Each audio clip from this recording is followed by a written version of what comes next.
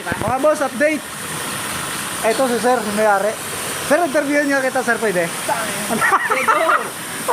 Ano nangyari dito, sir? Hindi ko alam, putang ina, pag ako gumagawa niyan, hindi ko maayos-ayos. Sir, yung issue niya, di ba sabi mo, grabe tagas yan ha. Kahit na pinalitan mo lahat bago, tama sir? Oo. Pinalitan mo lahat bago. Si sir, may kaalaman na rin tungkol dito mga boss. Pero siguro, hindi niya lang matatimingan yung tamang timpla. Kaya, yun, natawag tayo ni boss kasi inayawan niyo na sir, inayawan mo na, di ba?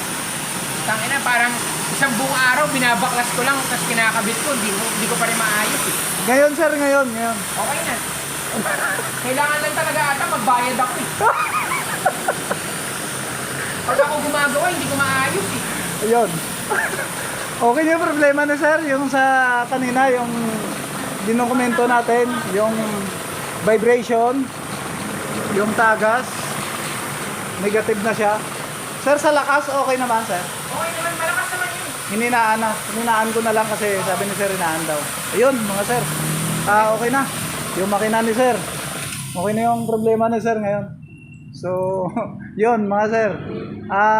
Sana mabigyan solusyon ng mga yung in-upload ko kanina. Comment kayo kung yung mga veterans dyan. Yung mga veterans na laging nagko-comment pagka nakatalikod na ako.